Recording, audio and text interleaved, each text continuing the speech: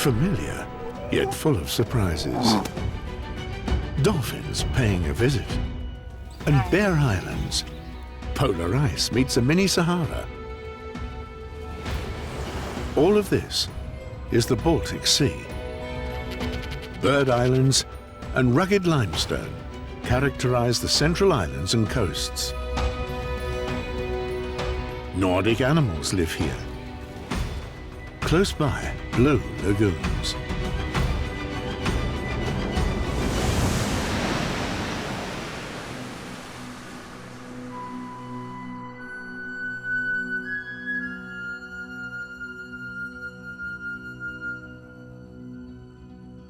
This second episode immerses us into a world comprising tens of thousands of islands between Estonia, Sweden's Gotland, and the Finnish archipelago sea.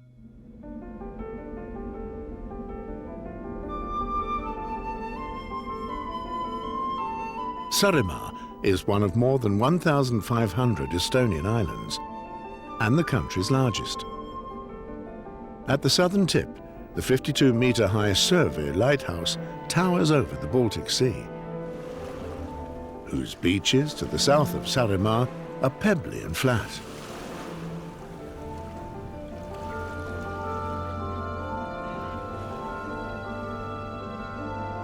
In the north, the impressive Panga Cliff, a more than 20-metre-high and more than 400-million-year-old limestone wall.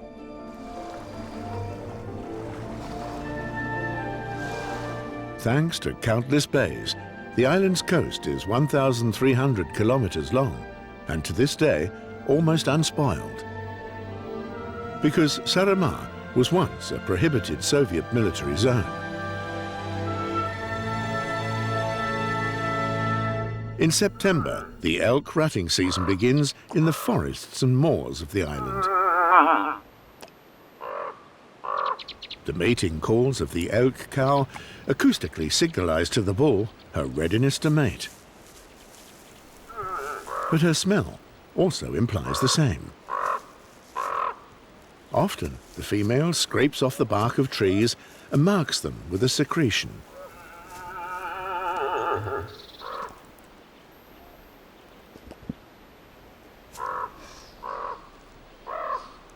When flaming, the bull perceives the smell of her sexual hormones. He then lifts his upper lip to be able to smell her properly. In the roof of his mouth is a special olfactory organ. Timing is important for both sexes, as the elk cow is only fertile for 30 hours.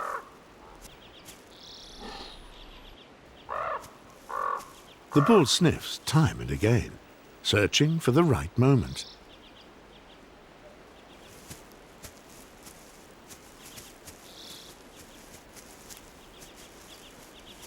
Should he miss it, the next possibility to mate would be 4 weeks later.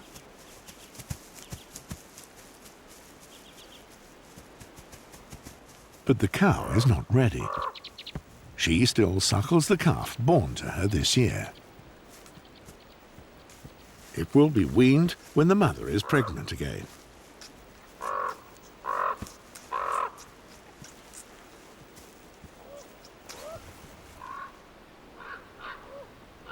Another bull brushes off the velvety tissue, hanging in bloody shreds from his antlers.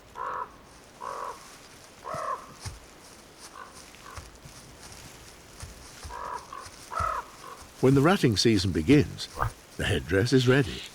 The velvet then perishes. To be able to produce so much bone substance each and every year is an enormous physical feat, especially as the antlers of a large bull can weigh 20 kilograms.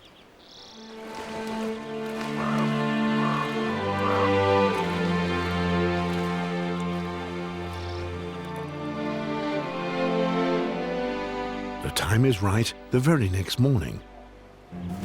At first, the elk cow runs off.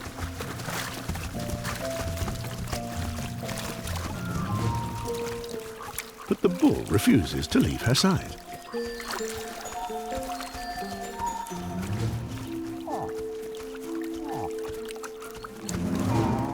until his advances prove successful at last. The actual mating takes but a few seconds, but will be repeated as a precaution.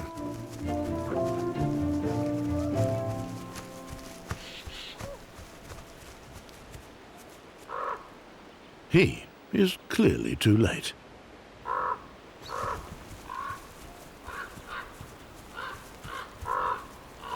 But there are many other cows at the rutting ground which one can smell and adhere to until they are ready and willing.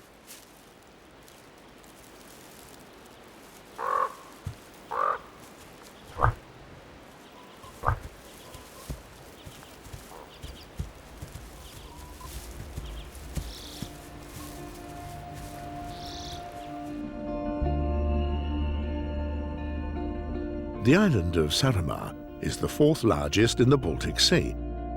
It was once a wealthy trade centre.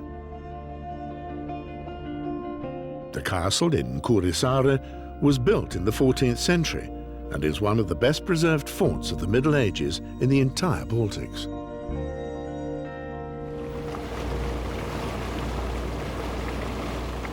Seal researchers Mart Jussi and Hilmar Lipp take an hour to travel from Kuressaare to a few tiny islands in the Bay of Riga.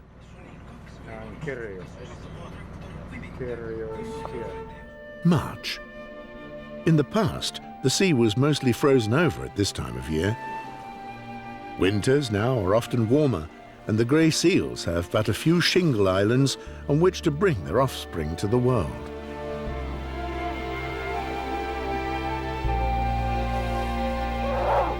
Normally, the babies are born in pack ice. This is why they have creamy white fur, which once camouflaged them perfectly. Nowhere else in the Baltic Sea are more grey seal babies born than on these tiny islands. For years now, scientists arrive here regularly for the count. How many newborn are there? How many survive the initial weeks? And how many die?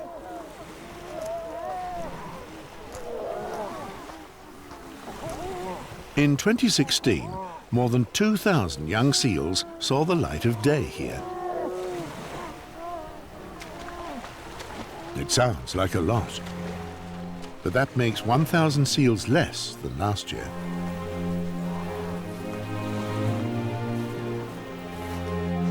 The researchers want to discover what influence the warm winters and the absence of ice has on the propagation success of the seals.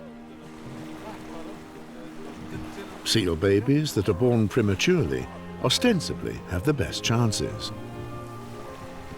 They are already 4 weeks old and are losing their white baby fur. Those born later are at a disadvantage. Because the researchers set up cameras, they know that the little ones on the island are permanently on the move. Constant quarrelling costs energy.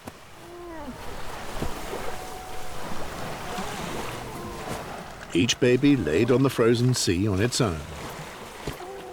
Now, the mother, who has just returned from fishing, has to look hard amongst many for her child.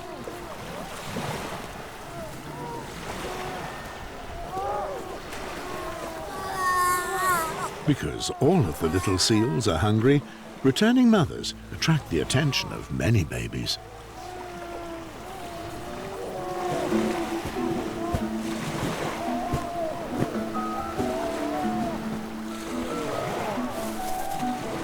They are followed by hungry youngsters, all of them hoping that it could be their own mother. This is exhausting and debilitating for all involved. As when suckling, both mother and child want to be undisturbed. The fluffy baby fur is designed for minus temperatures, but on the beach, the needle points significantly over zero.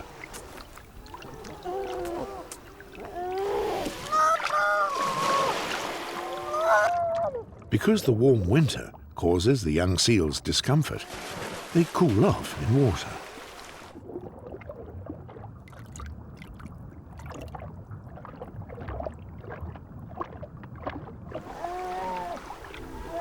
The babies can swim and dive from birth.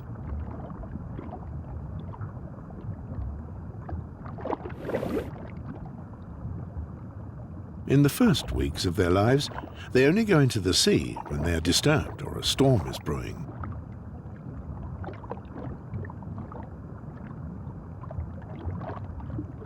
The reason? Their fur is not waterproof. Only adult fur is water repellent. This means that the little ones cool down faster and use energy that they really need for growth. In warm winters, the young grey seals are therefore weaker and more of them die than usual. Almost 95% survive on the ice. Of the youngsters that are born on the islands, just 2/3 make it. This is a consequence of climate change.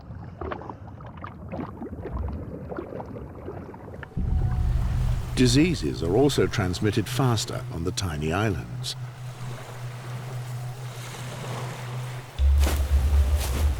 Three weeks after the birth of the young, the grey seal's mating season begins, and with it, the season of the big battles. All over the beach, the bulls argue over territories. A fully grown male can weigh more than 1/4 of a ton.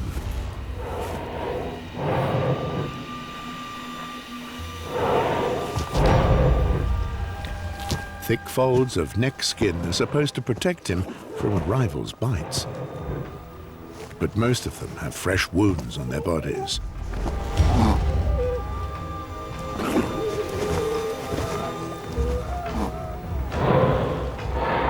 And scars from past disputes. The bulls reach sexual maturity at the age of 4 or 5.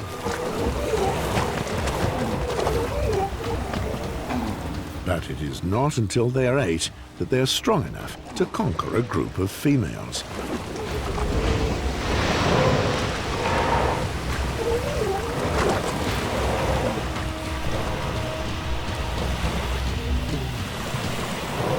Yet only 1/5 of all youngsters are fathered by the victors of such fights.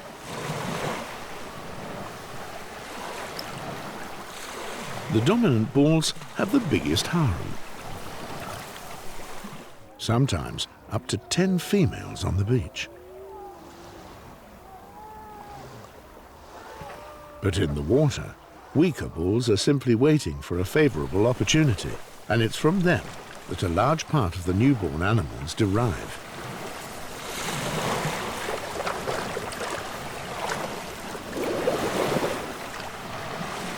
The colossi can be astoundingly gentle.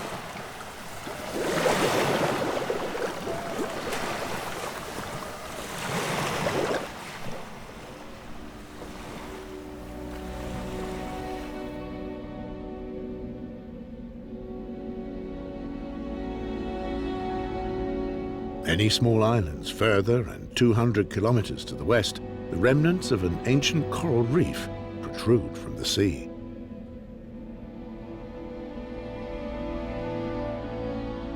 Sweden's Gotland is the second largest island in the Baltic Sea. Like Estonian Saaremaa, it largely consists of over 400-million-year-old chalk plateaus, which developed from corals that then grew in warm seas as Gotland and Saaremaa were located on the equator.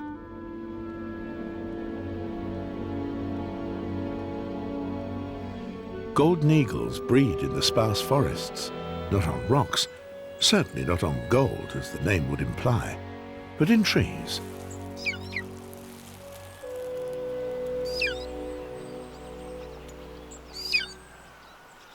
Gotland is eagle land. 55 pairs breed on an area that is just slightly bigger than that of Luxembourg, more than anywhere else in Europe.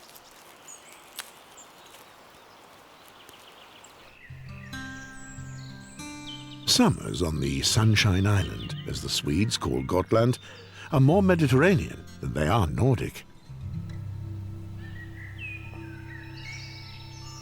Rabbits, too, that initially came from the Mediterranean region, feel good here.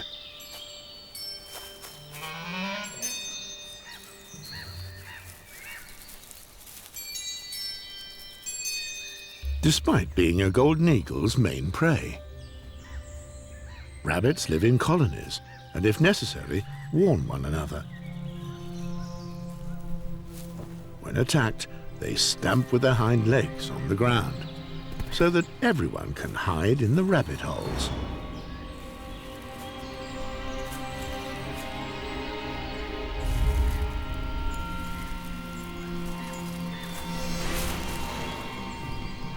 Not all of them are fast enough.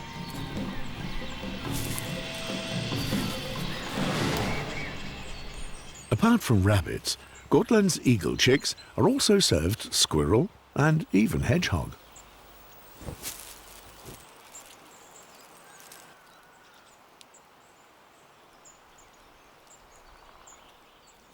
The food is first split into bite-sized morsels.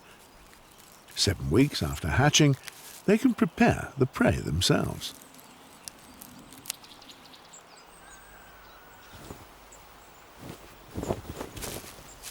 Eagle females are significantly larger than their male counterparts. Both of them take care of their offspring until he finally becomes independent and flies over Gotland.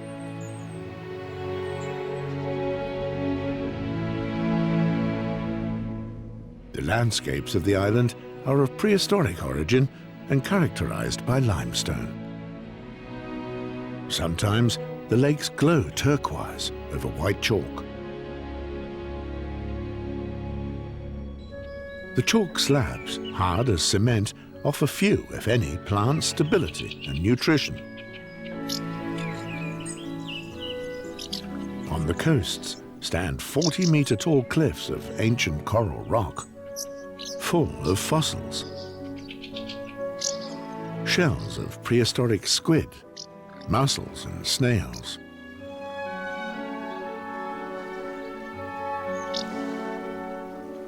The calcareous and nutrient-poor soil of the island is ideal for orchids. Some 35 species flourish on Gotland. Marsh orchid, lady's slipper. Its blossom is an insect trap. Due to the smooth walls, insects can find just one way out again and in doing so, pollinate the treacherous plant. A rarity also blooms on Gotland's meadows, Orchis spitzeli. North of the Alps, this orchid only grows here. The collared flycatcher also has an odd area of distribution. The migratory bird breeds south of the River Main in Germany, and then again on Gotland. Both orchid and flycatcher benefit from a traditional form of management. To this day, tree branches are sawn off and used as a winter food for livestock. The sparse wooded meadows are especially rich in species. But the exotic turquoise sheen is destroying idyllic Gotland. Since time immemorial, limestone has been used as a building material. In the meantime, up to 50-meter deep chalk layers, like here in Kappelshamn, are being industrially quarried. Further mining sites are planned, even there where national parks have been earmarked.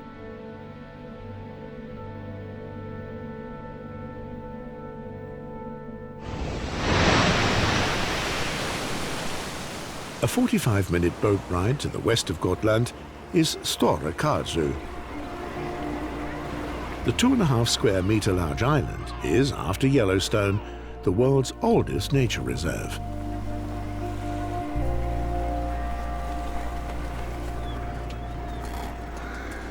Razorbills lay a solitary egg in a crevice as of the end of May.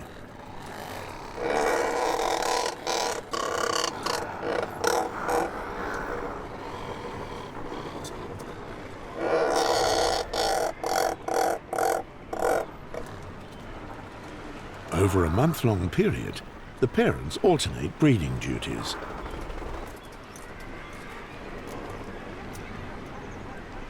Per Arvid Berglund photographs and counts the razorbills on behalf of the Baltic Seabird Project.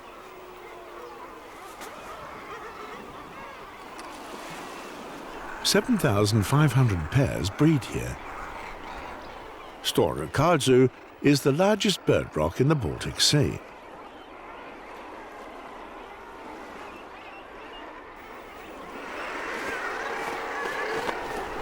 Apart from razorbills, 14,000 pairs of common guillemots inhabit the steep cliffs.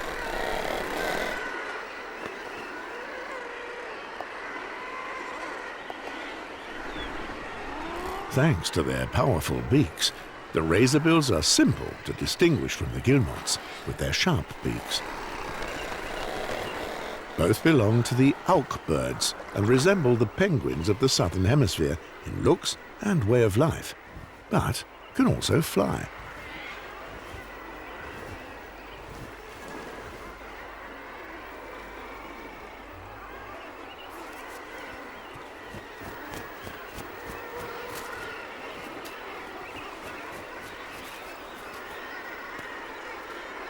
After roughly 4 weeks, the razorbill chicks have hatched in the rock crevices.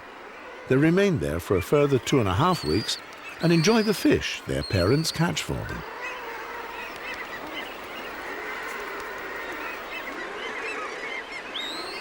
They live relatively safe and apart from one another. Not so with the guillemots. Up to 20 pairs often breed on an area the size of a bath towel.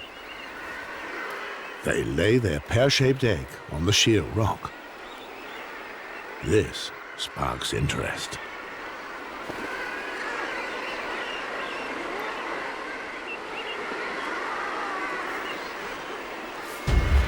The hooded crow conducts a foray.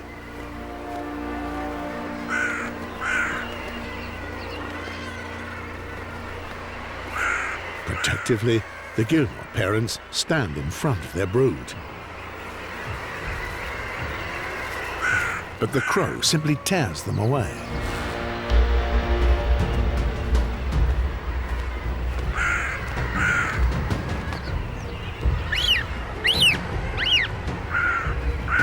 The neighbors support one another, but at one point, a guillemot rolls himself like an egg from the rock. The crow was too slow, and a gull benefits. The crow grabs the next adult bird from the cliff.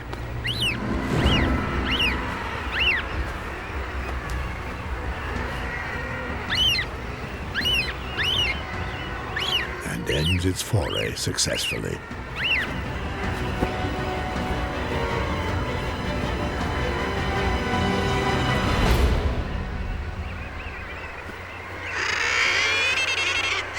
The breeding birds are constantly attacked on the cliffs, and all the neighbors together attempt to shield the brood.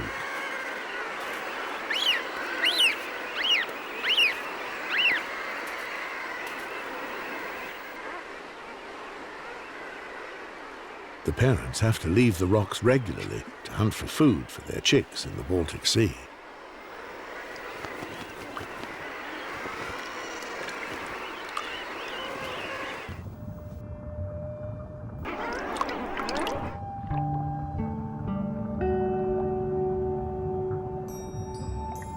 Large swarms of sand eels don't only attract guillemots.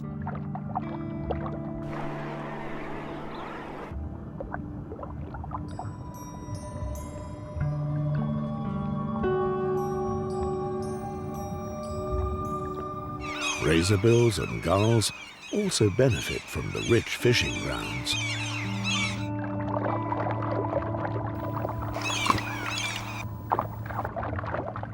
Guillemots seem to be able to fly through the sea.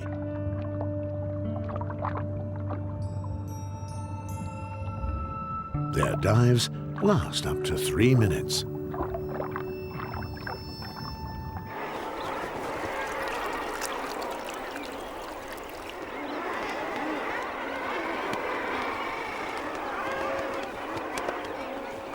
When they return home following a successful catch, they hold the bagged sand eel lengthways in their beak and not crosswise, so that the neighbours can't pilfer the fish so easily, and that it lands where it should, for the hungry chicks.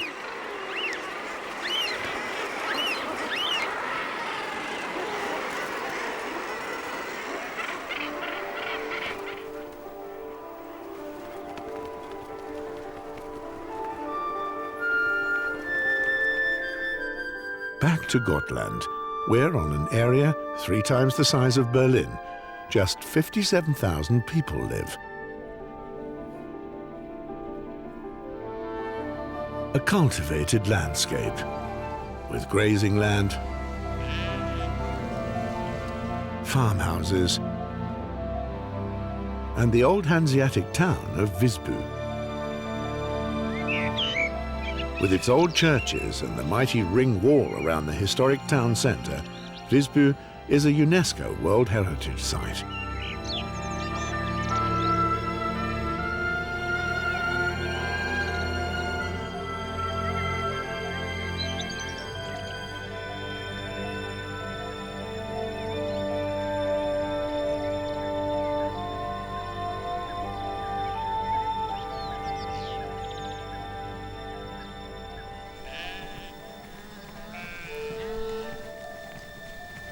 The island even boasts its own race of sheep.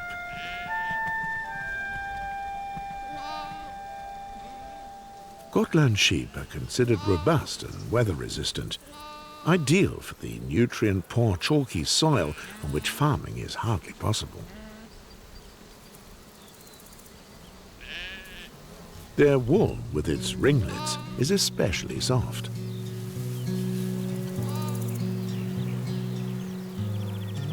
Snow hares were most probably set out on the island long ago by humans.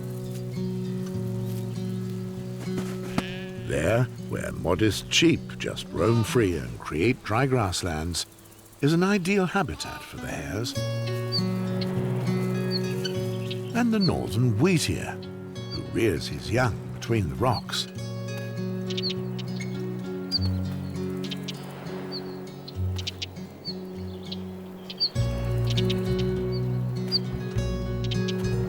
Just off Gotland's cliffs are many flat islands, also made of limestone.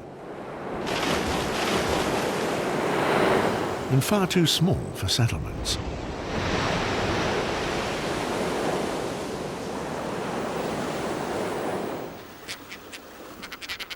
The Caspian terns, the world's biggest sea swallows, find a safe breeding place on the islands. With a wingspan of almost 1.5 meters, they are almost as large as herring gulls. Once a year, they lay 2 to 4 eggs in a flat recess in the sand.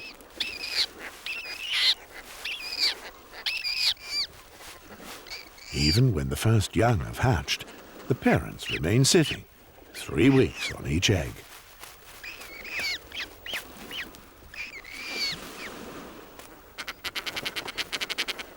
"60 pairs breed on the island.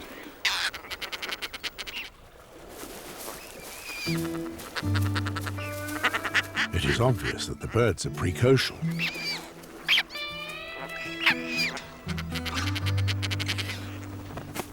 The parents bring one fish after another.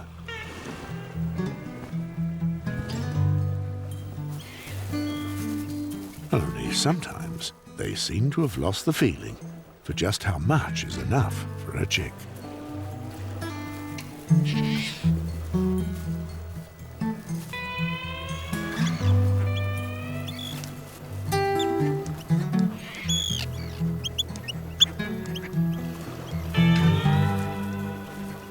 Life in the colony would be sublime if it were not for the neighbours.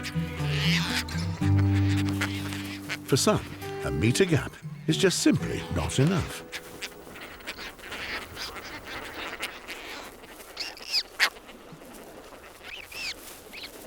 And should the youngsters have yet again escaped from the domestic recess, many a swallow doesn't know what to do with the fish.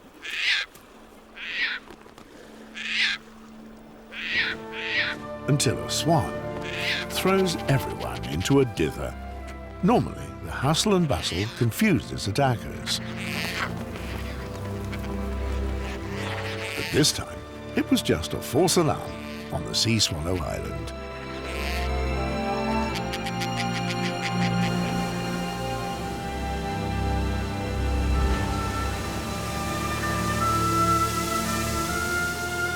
Waves and wind permanently gnaw at the limestone. They slowly dissolve it.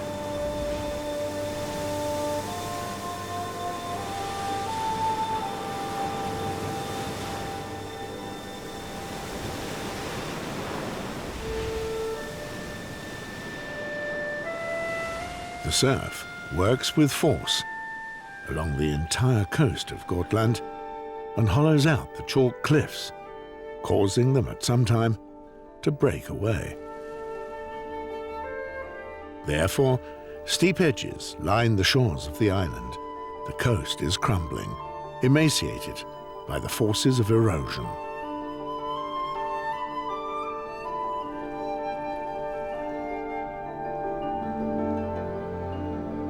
Only a few especially hard limestone blocks defy the weathering.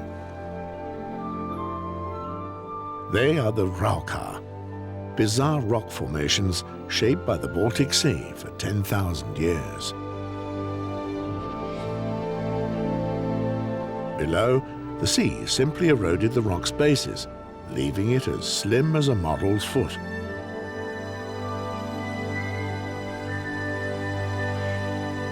And the top, a wide head.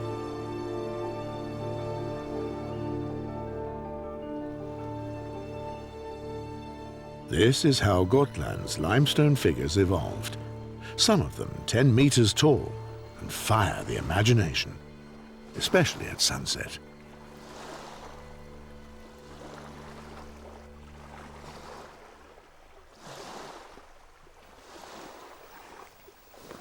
It's June on the Stora Karlsö bird rock.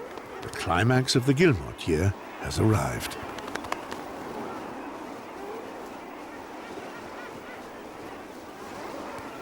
The chicks have grown significantly, and the parents refuse to bring them food to the rock. It's time for them to leave their place of birth.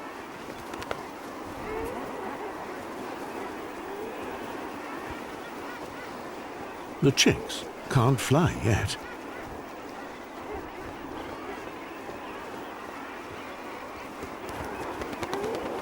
Nonetheless, the parents still encourage the youngsters to jump off of the 45-meter-high rock.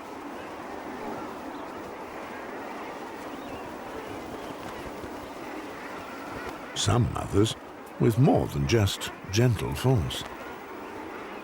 With a bit of luck,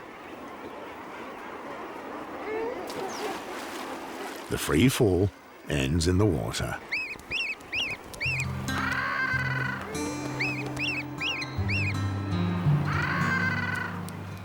From here, the father calls.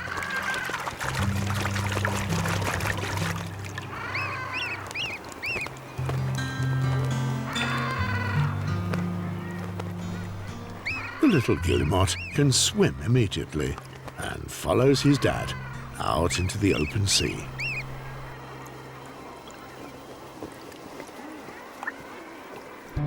The guillemot jump on Stora Karlsö is an attraction for bird watchers and is fully booked months in advance.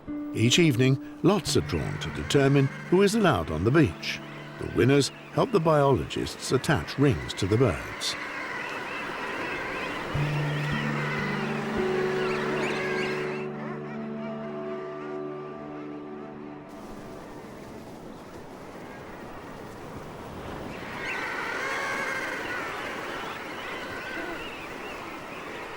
At dawn, it's all systems go. This way, they are more protected against enemies, such as gulls. Guillemots leap from all over the rocks.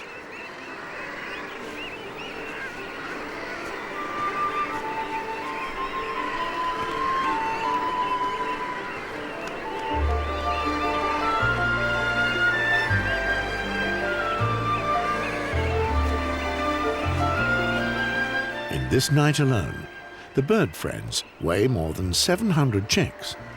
In 2016, over 4,400. The youngsters are living crumple zones. Thanks to their frizzy feathers and built-in airbags, they don't injure themselves. The first guillemots were ringed here too, back in 1913. At 43, the world's oldest known guillemot also received its ring here on Stora Karlsö.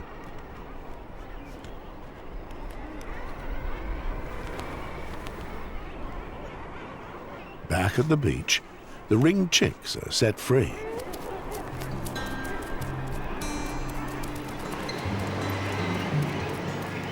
And immediately begin to call their fathers.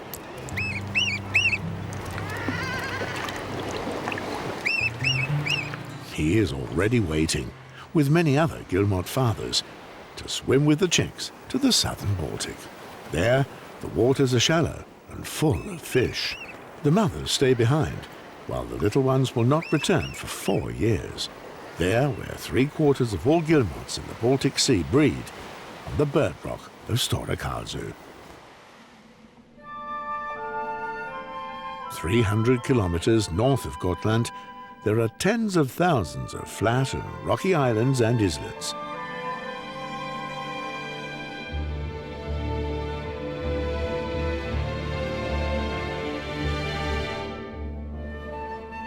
The inner skerries, close to the mainland, are wooded and sometimes inhabited.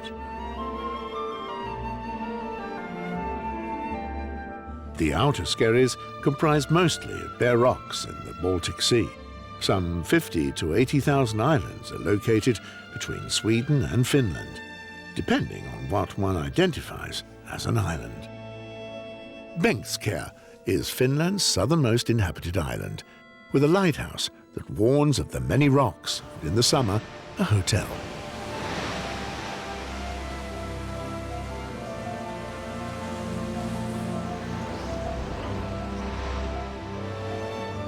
Then, many grey seals wander from the coasts of Estonia to the archipelago sea that abounds in fish.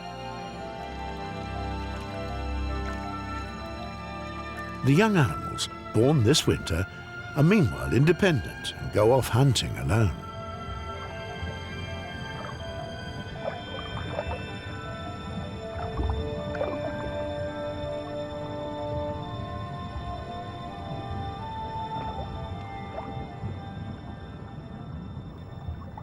For the adults, now the scratching season begins.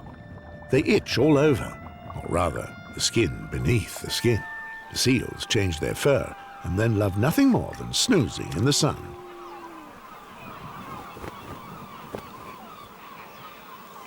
Their skin is well circulated in order to provide them with nutrients for the regrowth of the new fur.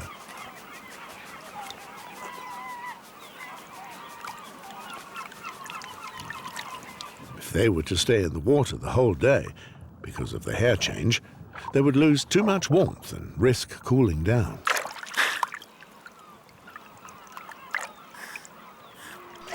Irrespective of its size, every single island is therefore occupied.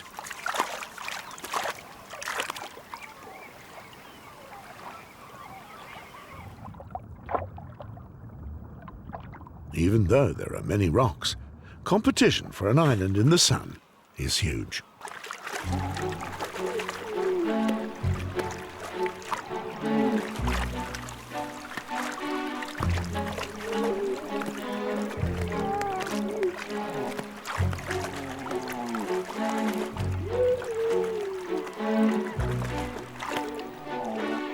Some seals try it on with obtrusiveness and constant tail tweaking. The seal on the rock can now plan, do, or say what it wants.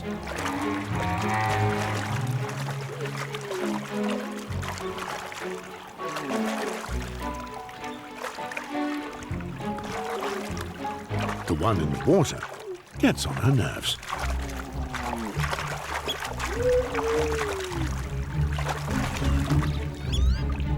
And is eventually successful.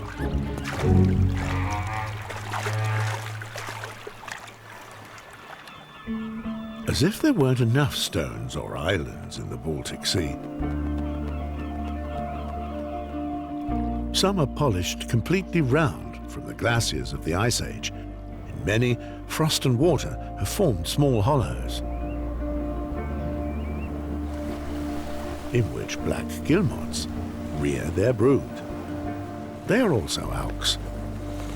But contrary to the common guillemot, they don't breed in colonies and are relatively antisocial. Alone or in small groups of maximum a few dozen, they have their nests close to the sea surface.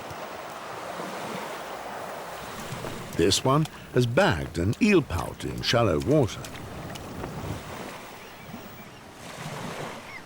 The black guillemot gets away with loosely dangling his catch, as he has no neighbours who could tear it out of his beak.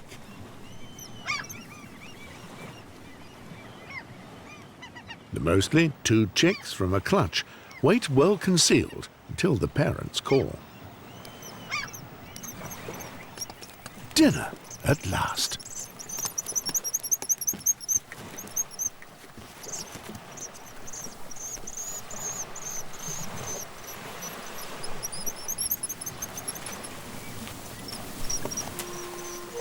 Then a little patience is necessary until the parents return with another tidbit.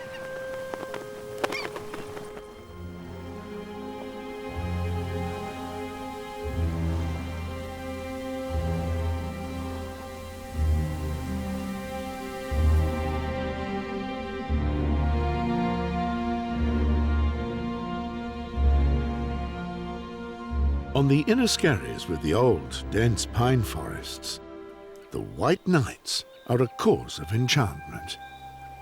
It's still daylight, even at 10 in the evening.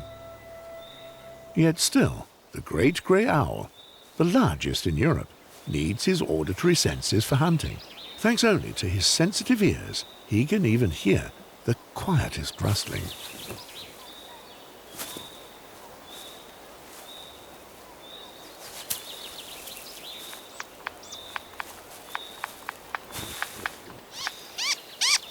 Summertime is breeding season. The chicks have already hatched.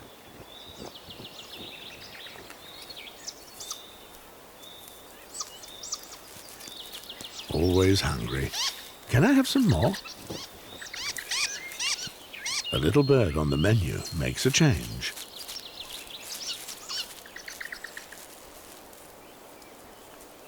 That keeps the old birds on the go.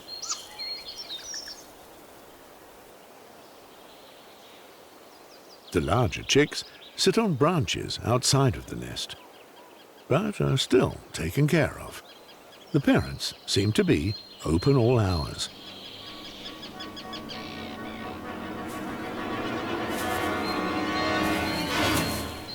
The main prey, field voles. The branch dwellers are served with food for up to 3 months after leaving the nest, if they want it.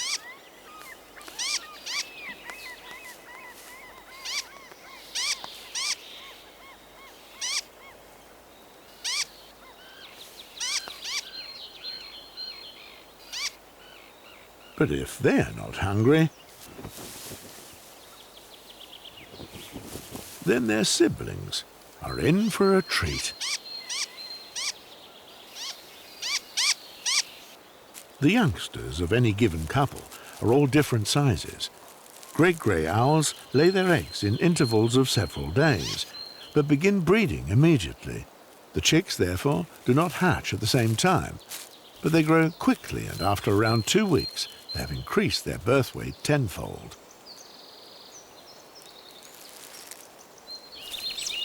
After 4 weeks, they become branchlings. Aged 5 months, they leave their parents' territory forever.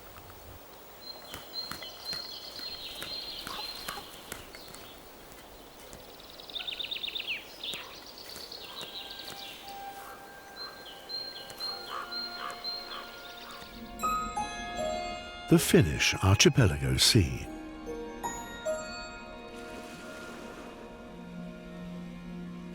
A labyrinth of thousands of islands.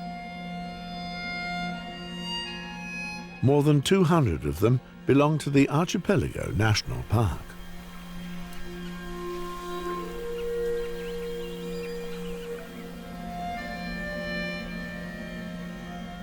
Some of them are so big that there is room for Europe's biggest predator.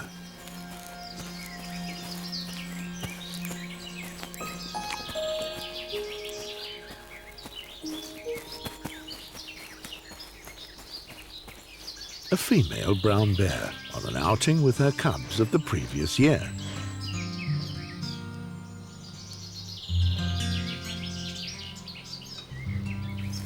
Bear young often spend their first 3 years with the mother. In sparsely inhabited Finland, bears are well protected and live from the Russian border to the coast.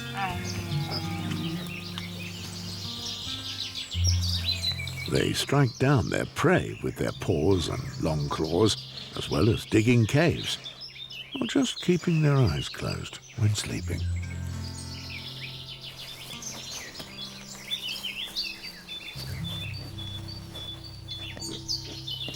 The biggest predators are omnivores, which means they also graze or search for sweet berries.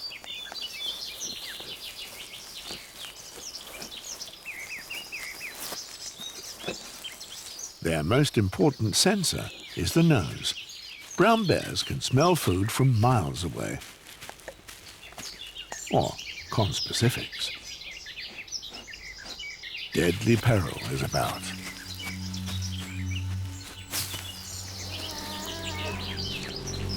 A male bear. Those looking for a partner spell danger for the offspring. Mother bear warns her cubs.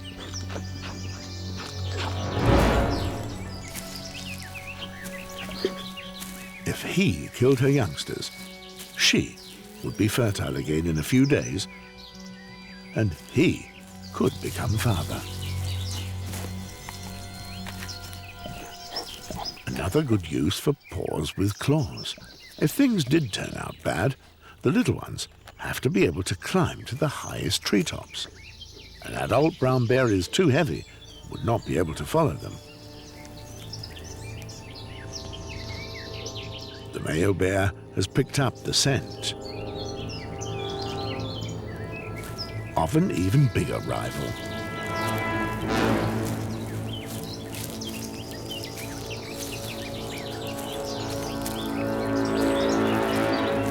The younger one has respect and just toddles off.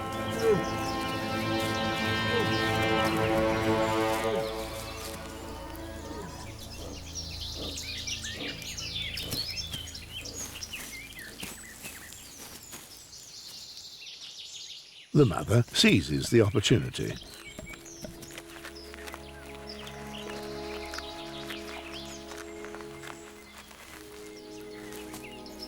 They are in safety. At least, as long as the males keep one another busy.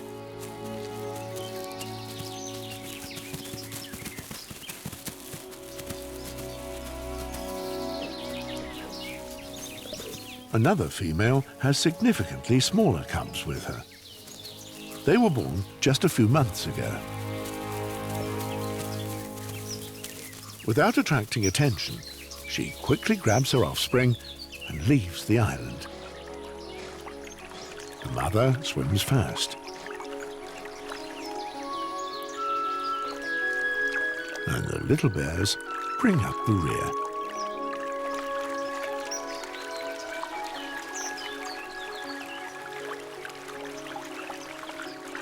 Together, they cross the narrow waterways of the Finnish Baltic.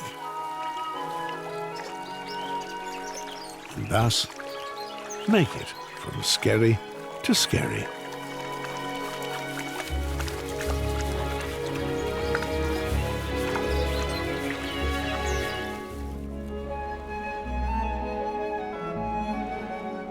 Through a sea of many thousands of islands, created in the Baltic Sea during the last ice age.